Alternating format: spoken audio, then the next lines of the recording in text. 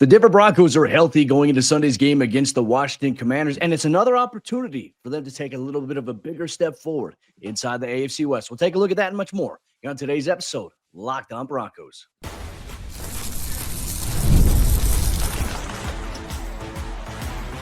You are Locked On Broncos, your daily Denver Broncos podcast, part of the Locked On Podcast Network, your team every day.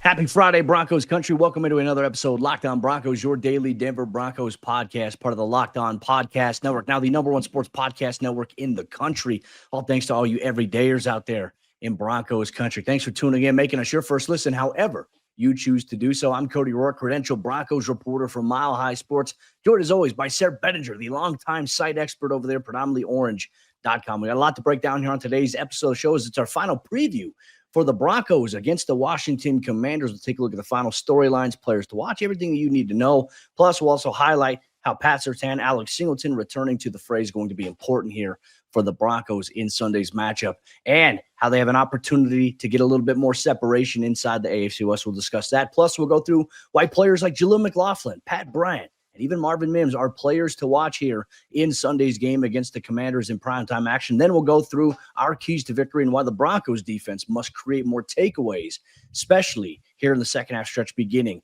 in Week 13. You'll get all that on today's episode of the show, brought to you by friends over there at FanDuel. And right now, new customers can bet just $5, and if your bet wins, you'll get $300 in bonus bets to use all throughout the entire app. Sayre, happy post-Thanksgiving Day, my friend. This morning, I heated up some leftover ham, turkey, mac and cheese, stuffing, and mashed potatoes. And, you know, we have a chance to sit here and do a show. It was a good Thanksgiving. I hope you had a good one, brother. And excited to talk Broncos football with you. I was at practice on Thanksgiving Day, and looks like the vibes are high here in the Mile High City. Pat Surtain, Alex Singleton, all ready to rock and roll for Sunday's game. That's going to be big here when they take on the Commanders in primetime action. It really is, Cody. You know, I'm still recovering from the flight of pies that I ate on Thursday. You know, my wife cooking it up, apple pie, French silk pie. We bought a pumpkin pie. You got to do it right. You know what I'm saying? So I'm with you on that. The food coma is real, but the excitement of the Broncos coming back this week is also very real, especially after watching the Kansas City Chiefs get beat by the Dallas Cowboys on Thanksgiving. Look, I'm not going to sit here and say that I was wearing a star on my head yesterday or anything like that. I don't have a CD Lamb jersey hanging around in my closet, but I was big time rooting for the Dallas Cowboys. I know everyone in Broncos country was. And as we saw that game unfold, man, it really gave us a clear indicator that the AFC West is there for the taking. And how much more important does this game against the Commanders now become because of the way that things have unfolded, right? I mean, obviously, Kansas City got back on track against the Colts a little bit, and then they falter on the road against the Dallas Cowboys. I mean, this is the Broncos' chance. This is their opportunity. Do not screw this up. This is what I don't even want to put it that way, right? I mean, you can't approach these games with a don't screw this up mentality. You have to approach these games with a put the foot on the gas mentality, right? It's like you're up by 13 points and it's the early third quarter or the middle of the third quarter, and you got the ball, right? You've got the ball. You just got to turn over. This is like your chance to put this game away. That's what it feels like right now, Cody, in the AFC as a whole, not even just the AFC West. Yeah, and look, I think even though the Broncos and the Commanders game, it's a non-conference, it's an AFC versus NFC showdown, you got to get that W, right? You got 10 wins, very, very important. The more separation I think that you can create from not only the Chiefs, but also the Chargers. And look, the Chargers are going to begin their stretch of games that they're going to be playing along here as well. And you have to hope the day off so you can come up big at times for the Broncos, especially they do have one more matchup against Kansas City here. Any chance you get to bury Kansas City, do it. Pour the dirt on it, pull the plug from the life support. Like, it's funny seeing just the narratives change and just the Chiefs fan base become such whiny, entitled babies over the fact that, they didn't get a couple of calls that went their way. The whole NFL has seen the Chiefs over the last 5 or 6 years benefit from some sort of suspect or shady call here or there at the worst time. So I don't think the world has any sympathy for Chiefs fans. So as Steve Smith said, ice up, son.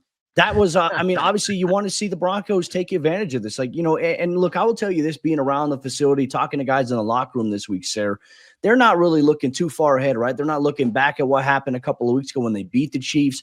They're focused on this week. And I think that that's been a great shift in the team culture over the last, I'd say, year and a half. I mean, once you have an influx of new guys, and last year, Bo Nix was at training camp and a quarterback competition. When Bo won the job and became the guy, like the culture began to transform a little bit inside the locker room. And now you just see it where guys, it's, hey, we're focused on the Commanders. We don't care about the Ravens next week. We got to focus on the Commanders. We can't overlook them. So I would say that this team, they're very much in a position where they know where they're at right now. They know the goals that they want to achieve, which is to win the West and also have a home playoff game. They want to have home field advantage as a possibility. And they understand that there's some things that could get in the way of them doing that, and they have to avoid those. I'd say that the team focus right now is exactly where it needs to be. And now, coming into this week against the Commanders, you're going to get Pat Surtain back. He was a full participant in Thursday's practice. He'll likely be a full participant here on Friday. I had a chance to talk with him briefly on Wednesday. We talked about Thanksgiving, but he said he's feeling good. And obviously out there, watching him at practice, he's looking good as well. Alex Singleton's been a full go all week long. I'd say really the only question here, Sayre, Jonah Ellis, limited for 2 straight days. We'll see how he is on Friday, but that hamstring injury, I would not be surprised if he doesn't play in this game here on Sunday. It can't all be the best possible news for the Broncos, right, Cody? I mean, there is still the reality that, hey, they're dealing with a couple of injuries that are going to take some more time, which, that's part of it, right? I mean, Ben Powers also working off to the side field with Drew Sanders as well. So there's guys that not everybody is going to come back against the Commanders. But I think when we kind of circled this game a handful of weeks ago, this was the Pat Surtain game. That's what this was all about, right? It's saying, all right, if you're not going to put him on injured reserve, this was about as soon as we could have expected him to come back. Obviously wanted him back for that Chiefs game, and I'm sure he wanted to be out there. Cody, I know you get a chance to chat with Pat every now and again, but this realistically was always going to be the earliest that he could come back. And you and I have keys to victory later in this game. I think Pat plays directly into a couple of things that we want to talk about, because this Broncos team desperately needs that dog mentality when the ball is in the air. They need that playmaking mentality when the ball is in the air. And Pat has to set that tone, right? I mean, when he comes back, it's not just going to be, all right, you've got number 2 out there again, so you're playing 10 on 10. We need Pat to make an impact on this game and really turn things around in terms of one of the bigger narratives for this team this season. And does he do that by just taking away one side of the field where that side's not going to get thrown to? I'm very curious. But also with the return of Pat, my question is what does that do in the rotation for guys like Chris Abrams-Draine, Jade Barron? Do we see those guys still mix in a little bit? We know Jade will inside the dime package, but what about Chris Abrams-Draine, who's been playing pretty well? I'm very curious. I mean, Sean Payton talked about it earlier this week. He really highlighted Jade's growth, really saying that, he's been impressive, inside the slot. And then when Pat goes down, it's hard to replace a player like Pat. But he said that's also why you kind of draft to your strengths a little bit for situations like that. I felt like the Broncos, we all saw it last year, how one injury to the secondary impacted them for a 4 or 5 game stretch last year. And now it's like, I don't think that's been the case. Like, we all thought, like, hey, how are the Broncos going to live life without PS2? And it's like, well, we're fixing to find out. And look, Denver did a really, really good job with Chris Abrams-Draine, Jade Barron, Jaquan McMillan, Riley Moss. All those guys stepped up and produced without PS2, which was nice to see. So that's something I'm curious about here. Sayre, your thoughts in terms of like the final wrapping up of the Thanksgiving slate of games here. I always think it's interesting to see the goalposts move a little bit, right? Because the Broncos, they dominated the Dallas Cowboys. And people are like, well, I remember when Denver did that, Chiefs fans, and I just remember everybody in general was like, well, it's just the Dallas Cowboys. But in our opinion, we're like, yeah, you did what you should have done. Interesting enough, I saw your tweet there that, the Broncos were the only team that, forced Dak to essentially kind of get pulled from the game because it was too far out of reach. I found that to be nice. That was, I think, the whipped cream on top of the pumpkin pie, if we're talking about Thursday slate games of Thanksgiving. Yeah, I mean, chasing Dak Prescott and the Cowboys starters out of a game is not for everybody, right? I mean, that's something that's reserved for only the truly elite teams in the league right now. But all kidding aside, right? I mean, what are people saying? I mean, oh, it took a down year for the Chiefs and the Ravens and the Bengals all at the same time for the Broncos to finally make headway in the AFC. And I mean, it's almost like nobody else is playing well this year. That's kind of the way it's being treated. So I think that, look, there's no asterisk next to anything. The Broncos have beaten the reigning AFC and NFC Super Bowl champions, right? They've obviously taken care of business for 8 straight games. The Houston Texans are one of the hottest teams in the NFL right now. The Broncos beat them on their field, right? I don't care what it looked like. And look, that's the thing right now is that I think too many people care what it looks like. We talked about this on our squad show early this week, Cody. It feels like late last week at this point, but earlier this week, we talked about who's the best team in the AFC. The Broncos are the most complete team in the AFC. Like, we've seen the Patriots, kind of luckily avoid giving, what is it called when you're like, hey, we're escaping victory from the clutches of defeat, or whatever that phrase is. Somebody in the comments can correct me, but they've essentially escaped giving away wins this season. They've gotten off to leads and they've kind of watched them bleed away, even against the Bengals. Like, you watched the Patriots and Bengals last week. You're telling me that's the best team in the AFC or the best team in the NFL right now? I mean, I know that the Broncos haven't looked pretty every single week, and I'm not trying to start an argument here. It doesn't really matter, but yeah, you're right. It's funny how the goalposts always move when the Broncos are good, which I think that's kind of part of the gig. And so maybe we should be embracing that a little bit. Might as well, my friend here. But Broncos Country coming up next. We're going to go through. We're going to tell you why Jaleell McLaughlin, Pat Surtain, Pat Bryant, those are some of the key players to watch here in Sunday's game against the Washington Commanders.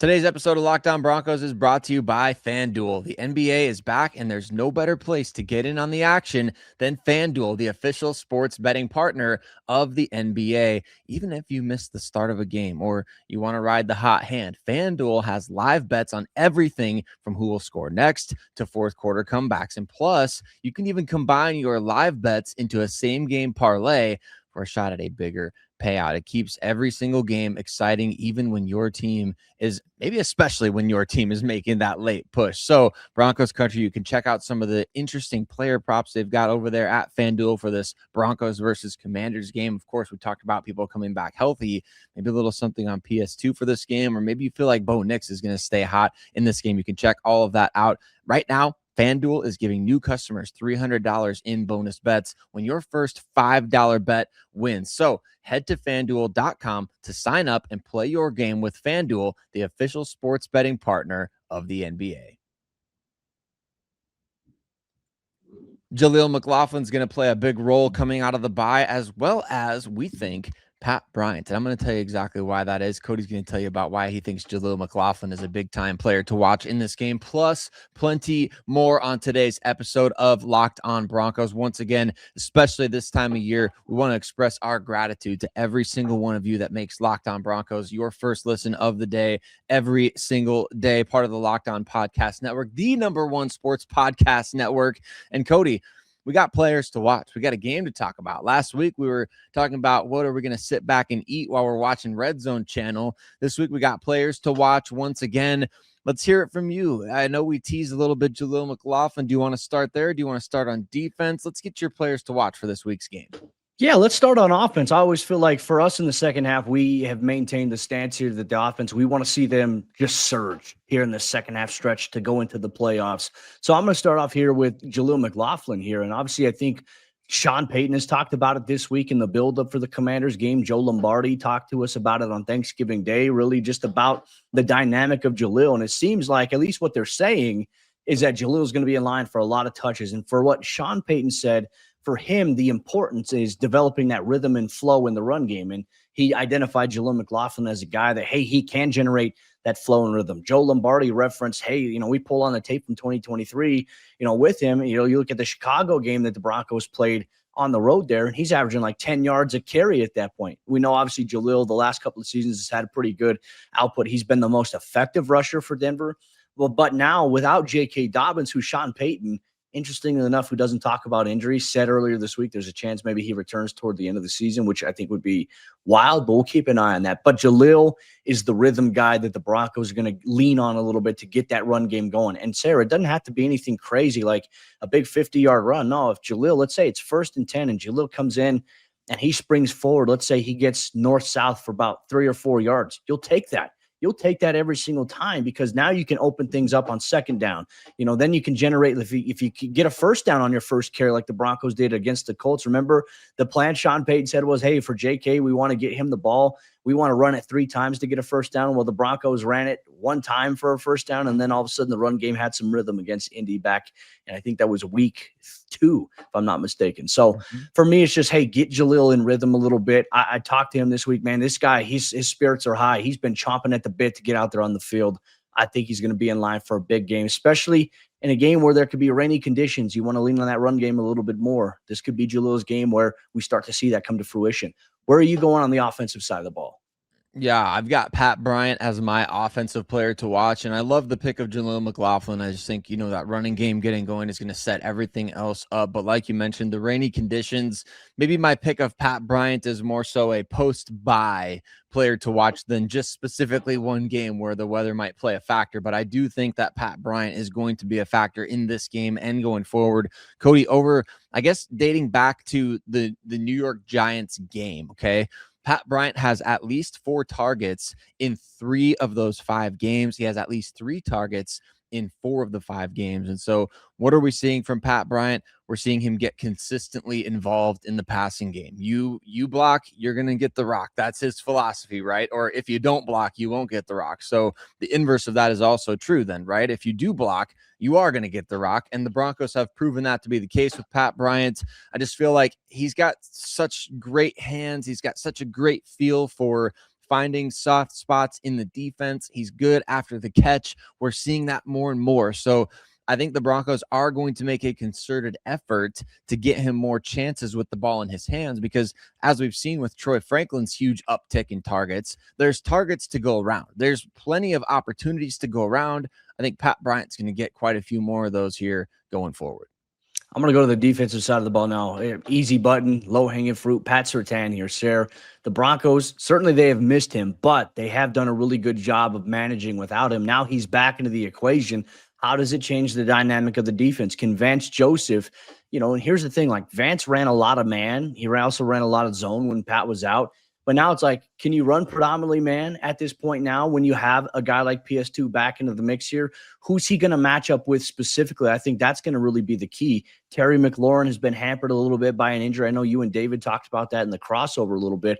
But Terry himself says he's feeling a lot better than he did initially a couple of weeks ago when he tried to play overseas. So we'll see if that matchup there, PS2 versus Scary Terry, should be primetime television. Well, the game is on primetime, but that matchup is worth watching here for the entire world to see. So Pat in his return, Terry feeling a little bit more full speed, or is it Pat against Debo, which I find to be interesting because Debo lines up everywhere, outside slot in the backfield. He's kind of that do-it-all guy that we saw a little bit in San Francisco, though the Commanders' production offensively isn't necessarily what it used to be. So for me, PS2 is my guy to watch. You want to see how he does in his first action back here. Seems like he's going to be full go. So is he going to be the eraser? I think he will.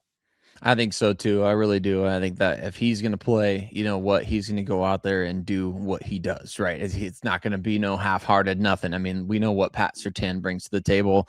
I've got Nik Bonitto on the defensive side of the ball, Cody. 1.5 sacks over the last month plus, right? I mean, it hasn't necessarily been ice cold from Nik Bonitto because he makes impact on the game without necessarily getting sacks, but his 1.5 sacks against the Raiders, those are the only sacks that he has since the New York Jets game over in London. So I think that he's going to be coming out of the bye week with a little bit of a chip on his shoulder because he's 4 sacks away from matching his career high of 13.5, which was last season.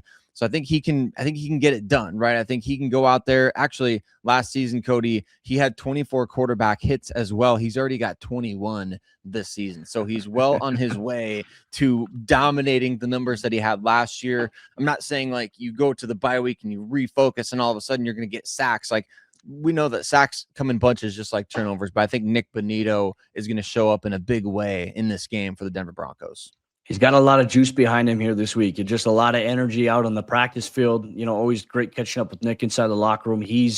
I think we're going to see a really, really big second half surge from him here, which his first half surge was incredible. But as you mentioned, impacting the stat sheet in other ways. Let's go special teams here. I feel like this would be a nice one to throw in here. I'm going to throw Devin Key into the mix, man. He's leading the Broncos in special teams tackles this season. Anytime there's a big special teams play where there's a big run stopped, essentially, or a big return prevented, it's always number 26. He's coming up. He's making big-time plays on the football. I'm going to go with Devin Key. If you had to give someone a special teams player to watch in this game, who are you going with, Sayre? Well, I've got Marvin Mims, right? Because we finally got to see him back last game, and the impact that he made was absolutely humongous, right? I mean, when you talk about punt returns, when you talk about the threat that he poses to a defense, I mean, Marvin Mims is that guy that the Broncos need to look to absolutely change the game, set them up with great field position, which we know that he can do. I think this is a game where you remember the Commanders game a couple years ago, Marvin Mims early in his rookie season, right? I remember that game as being one of those games that he made a huge impact. And so I'm not saying, hey, how can we forget that stupid game? That was the dumbest game, one of the dumbest games. Brandon Johnson catches a touchdown and you can't convert the 2 points. I mean, give me a break. But Marvin Mims had a good game. And I think that, you know what, let's let history repeat itself against the Commanders once again. Marvin has a big game. I like that. Put that in the universe. Broncos country. Make sure you share your players to watch here with us here on today's episode, Locked On Broncos. But coming up next, we'll wrap up the show by talking about the keys to victory. And we'll tell you why the Broncos creating some takeaways here on the road are going to be important for them to leave Washington, D.C. with a W. You get all that here on today's episode of the show.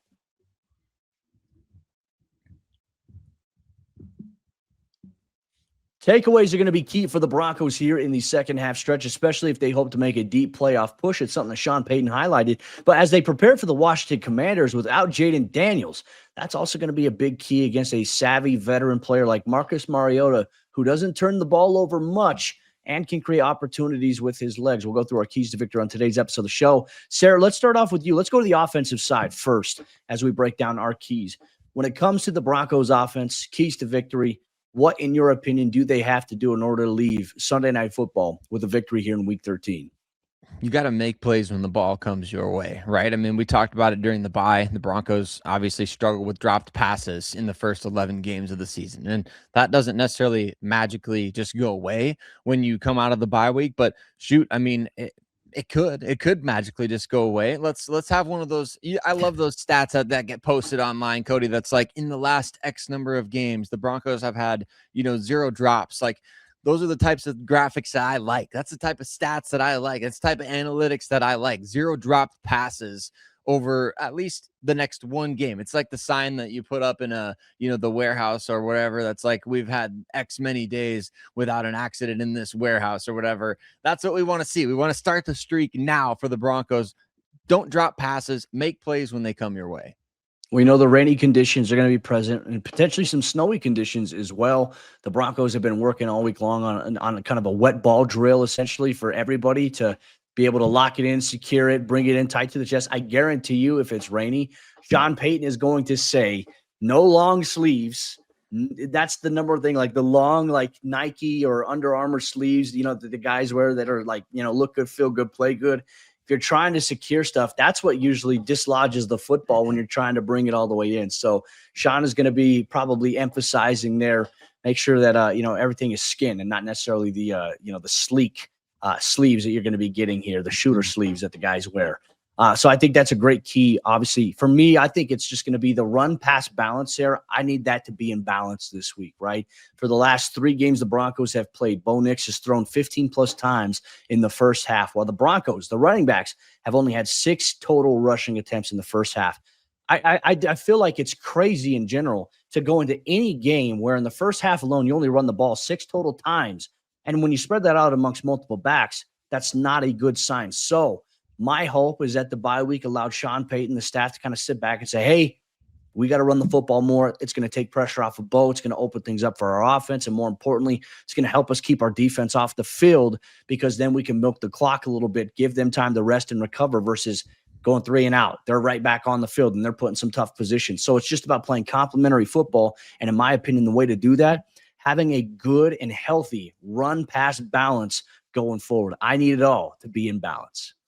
I like that pick too, because I think that teams, a lot of times when you watch what the Broncos are getting, what they're facing defensively is teams daring them to throw the football a little bit. That's what I feel like we saw against Kansas City. And they're like, all right, you know what? If you can beat us through the air, we'll take that. And then Bo Nix is like, all right, then I'll beat you through the air. So that's where you get that balance. That's where we see, the stats don't look impressive, but we saw the running game get a little bit going against Kansas City, at least in terms of making conversions and things like that. But ultimately it comes down to avoiding those negative plays, especially on first down. If you can run the ball well on first down, I feel like you give your offense the opportunity at that balance that you're talking about, Cody. I think my other keys to victory for this game, they're going to be, creating turnovers, creating extra possessions for the offense. I know you and I actually both have that on our kind of keys to victory list because it is a big time topic for the Broncos right now. They didn't force a lot of turnovers in the first 11 games of the season. If turnovers come in bunches, let's see that happen. But I'll let you talk a little bit more about that, and I'll get to my third key right now, which is to break the Commanders' spirit, right? They are on a 6-game losing streak.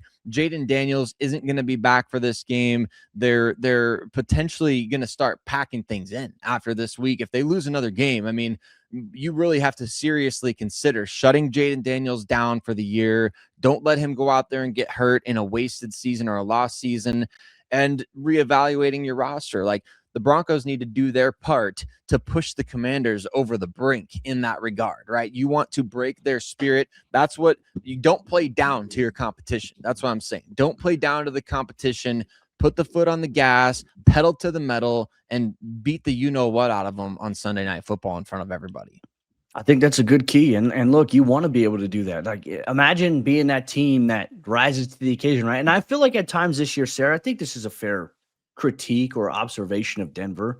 It seems like when they've played good teams, they rise up to the occasion, right? When they play bad teams, they play down to the level of play that we usually see from those bad teams. And look, Denver's still finding ways to win those games, which is great, but we talk about it all the time. It's not a sustainable strategy here going forward. So I'm with you here. Look, the Commanders are coming off the bye. It doesn't matter.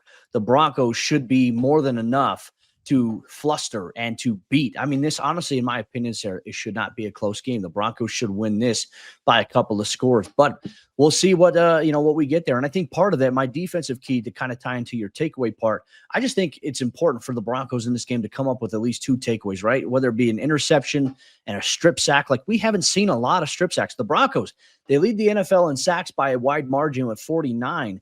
But they don't have a lot of strip sacks. They don't have a lot of forced takeaways. One of the, I think, several forced fumbles that they have, one of them came on special teams from Jonah Ellis against the Chargers in week 3. So for me, I'm looking at where Denver is at right now. And it's like, all right, the defense is playing as good as they are. If they can find a way to start generating more takeaways, and beginning in this game here, I'm going to predict it now, 1 interception at least forced, and 1 strip sack or 1 forced fumble here for the Broncos. 2+ takeaways in this game. That's going to be my defensive key to victory. I am ready for the Riley Moss pick 6 that I ordered, Cody. I've been sitting at the table. The waiter already came by. I already said what I wanted to drink. I ordered the Riley Moss pick 6. Like, let's have it come out now. We've been sitting here for a long time. Did you forget my order? Did you like not write it down or what? No, I think, look, we need like I know Vance Joseph talked about it. They come in bunches. This is a game where, hey, it would be nice to see them actually come in bunches, right? Wouldn't it? I mean, that's what we want for this Broncos defense, because I kind of feel like it's going to be a snowball effect. Like, if they start let's say they get 3 turnovers in this game, or at least 2, like you're mentioning, I just feel like going forward, that ball is going to be like a magnet to these defenders. We've been waiting for the Talanoa Hufanga turnover. I mean, it's been a minute since Brandon Jones had him an interception, and he seemingly had one of those every other game last year. Pat Surtain, no picks this year. Riley Moss, no picks this year. Jade Barron just had a pick 6 wiped off the board by a penalty called. I mean, look, we need these guys to start getting theirs a little bit. Nik Bonitto, where's the strip sacks? Like, Zach Allen, give me a strip sack. Jonathan Cooper, these guys, they can do it. It's in them. And I think we're going to see it here against the Commanders, who have had at least 2 turnovers in each of their last 6 games, except for against Detroit.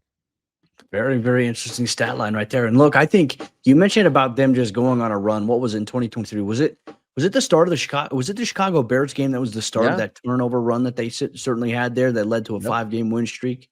Yep, I think it was. Wow.